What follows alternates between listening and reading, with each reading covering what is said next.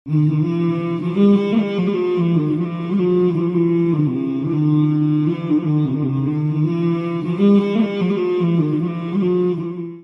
بالله من الشيطان الرجيم بسم الله الرحمن الرحيم Assalamu alaikum wa rahmatullahi wa barakatuh. We begin in the name of God, the most gracious, the most merciful. I'm your host, Moaz, and here we are, another episode of Ramadan is Young. Today we're going to cover a topic that I mentioned in the introduction, Ramadan and the social aspect. And inshallah, to begin with, one of the things that we need to understand about Islam in its totality is that Islam is a social religion. It is not an individualistic religion. And in the spirit of Ramadan, there's a lot of aspects that deal with that, with the socialism, dealing with behavior, dealing with the social connection between people and so forth. And we look to certain hadith of the Prophet ﷺ in reflection to what it tells us about Islam in general in respect to the socialism. And there's a hadith that, the Prophet ﷺ, that he refers to a person who is patient and mixes with the people and is patient with their ignorance is better than the person who secludes himself. And this hadith is in Ibn Kathir. And there's another hadith of the Prophet ﷺ where most of you may have heard, he says whenever you see anything, you should stop it with your hands. And if you cannot do so, you should speak out against it. And if you cannot do so, then feel bad in your heart about it. And that upsetness is in your heart is the least of Iman. And of course, this is dealing with issues that you may come across with people, again, dealing with the social aspect, mixing with the people, bearing patiently with their ignorance. In the Quran, there are many verses that give us an idea of, this social aspect. One is in Surah An-Nisa, Surah 4, verse 36, where Allah subhanahu wa ta'ala says, وَاعْبُدُوا اللَّهَ وَلَا تُشْرِكُوا بِهِ شَيْئًا وَبِالْوَالِدَيْنِ إِحْسَانًا وَبِذِي الْقُرْبَى وَالْيَتَامَى وَالْمَسَاكِينِ وَجَارِ ذِي الْقُرْبَى وَجَارِ الْجُنُبِ وَالصَّاحِبِ وَالْجَنبِ وَابْنِ السَّبِيلِ وَمَا مَلَكَتْ أَيْمَانُكُمْ إِنَّ اللَّهَ يُحِبُّ مَنْ كَانَ مُخْتَالًا فَخُورًا. And here Allah subhanahu wa ta'ala is saying, worship Allah and associate none with Him, and do good to your parents, and to your relatives, and to the orphans, the needy, the near neighbor, the faraway neighbor, the companion at your side, the traveler, and those whom your right hand possesses. Indeed, Allah does not like those who are self-deluding and boastful. And subhanAllah, here Allah covers so many categories of people, different aspects of, your social relationship background, dealing with your family, your immediate parents, orphans, the needy, the neighbors that are close to you, the neighbors that are far away, the traveler, and so forth and so forth. And here Allah is, putting it together in one nutshell that, look, Islam it comes with its social duties. And in Ramadan, the social duties become very sensitive. Of course, there's three main issues that I want to cover in this topic dealing with social. One is the social responsibility. And Prophet ﷺ was known to be an extra charitable person and even more generous in the month of Ramadan. This is a known fact. And so we look to his example and see that, he was a different person per se, in that he was more active in his generous behavior. Something that we should take heed and ourselves practice, because we look to the Sunnah and we look to the example of the Prophet ﷺ for guidance as to how to carry ourselves. And in Ramadan, I mentioned earlier that you identify yourselves with the hungry, and in a sense that, the old saying that, put yourself in someone's shoes, to really understand what they're going through. And that's what we do. We put ourselves in the shoes of people who don't have food, who don't have a choice to abstain, but they have to because they have no choice. And as I mentioned earlier, that majority of the world does not have the freedom and choices that Allah may have blessed us with, dealing with food and access to it. And our majority of the world is, underfed. It's malnutrition or a minor case of malnutrition. Nonetheless, there's some shortages. And here we can identify with our human beings our fellow human beings who go through what they go through. And that is one unique aspect that really you cannot appreciate what they go through unless you go through it yourself. And that also leads us to give us an appreciation with what Allah has blessed you with in turn. So you can truly understand the ni'mah of Allah, the blessings that Allah has given you with the food that He has provided you at your table. And it makes you even more conscious, again going back to the idea of taqwa and why Ramadan was prescribed for us, if you look at the verse that we read. And so there's a hadith of the Prophet ﷺ that says, it also gives us an idea of, when we look at this aspect. He says, do not look to those above you, look to those below you. Not above you, but below you, so that it's more likely it'll remind you of Allah's favors that He has bestowed on you. And so when we look at it from that angle, that perspective, it gives us the right angle to view life. Because a lot of times we take things for granted, and we tend to look at what we don't have instead of what we do have. And instead of settling for contentment with Allah, what He has blessed us with, we're always looking for what He hadn't given us. And it feels like short. But when you look to those, and that's because we're looking up.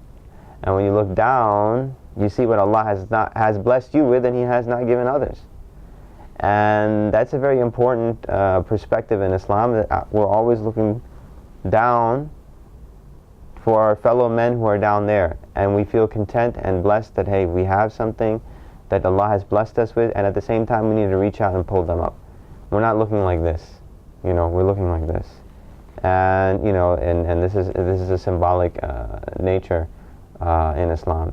And, there's numerous stories and stuff, but one that's really touching that I'd like to share is the story of Ali radiallahu anhu and his wife Fatima radiallahu anha, and they're about their sons Hassan and Hussein radiallahu anhu. And they had gotten sick, and Ali radiallahu anhu and Fatima, they got together and they said, by Allah, if He helps cure them, we will decide to fast 3 days in His honor. And it so happened that Allah helped cure the sickness, and the household decided to fast. And basically what had happened is that, when it came down to, Ali and Fatima, they were very, very simple people. And, he earned, with his hard work, and she used to herself earn, and at the same time used to bake their own bread. And, they literally lived a very, very simple life. A very life what you call the faqir. And basically they, whatever little bit they had, they used to utilize to break their fast. So radiallahu anhu, he went out and he worked real hard, and they were able to get some flour and enough for 3 days for their meals. So he brings it home, and Fatima radiallahu anhu, she crushes, grinds the flour and bakes the bread. And on the first day of the fast, they get ready to break their fast. And as they're about to break, they sit down in the nighttime, and when they're ready to break the fast, someone comes knocking on the door. So Ali Tanu goes and he asks, who is it? And he said, it's an orphan. And an orphan said, I came to this, the house of Ahlul Bayt, the house of Rasulullah's family, because they said I can come here and get something. And so, I don't have nothing. If you have anything that you give me, fi sabilillah, may Allah reward you. So Ali Tanu, he looks at Fatima Tanu, she says, go ahead, give him. So they give the one piece of bread that she baked, for that day, and they went hungry to bed that night. And the next day, the same case scenario. All right, when they made a vow, so they're going to keep their fast. And so they come up and she bakes the bread for that day. And as they're about to eat, someone comes knocking on the door. And it turns out to be a captive. And he has come to ask, the house of the Prophet ﷺ for some charity. And so Ali al-Tanu, he looks to Fatima al-Tanu, and she says, go ahead, give it, fi sabilillah. So she gives it. And then on the third day, when they haven't eaten anything for 2 days. And on the third day, they, as they're beginning to eat, she's baked the bread, and they're about to sit down and they're eating, and someone comes knocking on the door again. And then they go and they says, there's a man at the door who's a wayfarer, a traveler. He says, I came here to find something that can be given fi sabilillah if you have, because this is the house of the Prophet ﷺ. And Ali looks to Fatima and he sees, that what should we do? And so she says, go ahead, give it fi sabilillah. So they end up giving the bread the third day too. And when it comes to the fourth day, they have been fasting for 3 days and they haven't eaten anything. So Rasulullah, he sees Ali and his grandsons, and he sees Ali's condition. He's like, man, what's going on? The person hasn't eaten for 3 days. You can see it in his body. And so he's like, this was the situation. So he feels moved in his heart and he wants to go see his daughter. So Rasulullah ﷺ, he goes through the house and he sees Fatima, and her eyes are soaking in, and you could see her, she's in a very fragile state and she's praying. And he was so moved by her condition, like tears came to his eyes, and he came and hugged her from behind.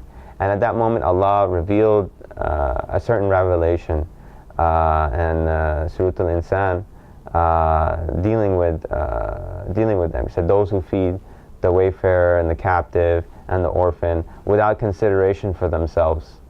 And so, subhanallah, in the fasting, and here, instead of breaking their fast, they come to our house. And this is the examples that we really have to reflect and look up to.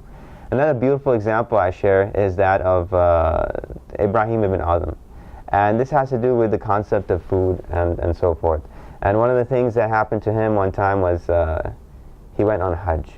And there he met a man that he hadn't seen in a long time, a fellow scholar. And he said, yeah, so-and-so, how are things where you're from? It's been so long. So the man says, things are good. When there's food, we eat. And when there isn't food, we ask Allah. So then Ibrahim ibn Adham, he thinks about it. He said, your condition is no different than the dog. Your condition is no different than the dog. And the man gets a little offended. He's like, man, what is this? So he says, okay, how are things from where you're from? Like where Ibrahim ibn Adham's from. So Ibrahim ibn Adham says that when we have food, we give it away. And when we don't have food, we have time for dhikr of Allah. Subhanallah. That is the mentality of it. He said, the dog is something that, you see a dog, when he sees food, he eats. And when he doesn't have food, he does his type of dua. He goes going around, asking Allah, to find some sort of sustenance. So he says, you're no different than the dog. And then he asked him what? He says, when we have food, we give it away. And when we don't have to, we have time to remember Allah. Subhanallah, the characters that used to be around in that time and the characters that we have around today. And these are stories and stuff to help encourage us to see that, look at how they dealt with the social aspect of it then. Totally in a sacrificial note. And it should be inspiration for us, something for us to accomplish, a goal to reach. And in that respect, I move on to the other aspect, is the social behavior. And in the social behavior, this is probably one of the key things.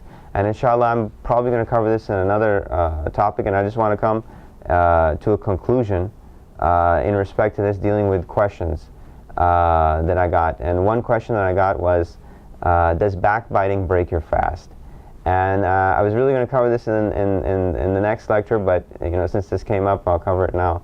There is a weak hadith that states something like this, but we have to understand that this hadith is just something in principle, and it's telling us that backbiting is something that is discouraged, and it does not literally break your fast, but the effect of such is as if it breaks your fast, meaning that it is so serious of something to do that it has serious consequences. I mean, here you are, you're fasting, you're abstaining from food and abstaining from sexual relations with your spouse. And it also includes many other aspects too. Controlling your tongue, controlling bad behavior and bad foul words and so forth. There are other things that involve in it, and backbiting in itself is obviously haram anyways.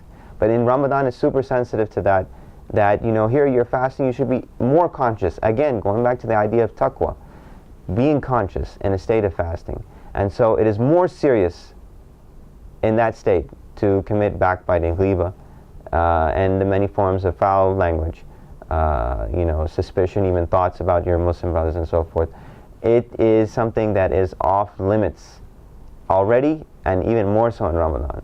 So even though it doesn't literally break your fast, in one's angle, if you look at it, it is as if you broke your fast. And of course the hadith itself is da'if, but the principle in it is something that we can definitely take heed and learn from. So literally it doesn't break your fast. You should still continue your fast. Don't say, oh, I backbit and break your fast. No. But there are ways for compensation. Everything that you do to make tawbah, the Prophet ﷺ has taught us the proper way of doing tawbah is stopping immediately, fixing it. Basically, you change your behavior and ask repentance from Allah, and do what's right in that situation. What requires of it to be set right. And on that note, you can solve your issues in that. So can one get married in Ramadan? That was the second question I got.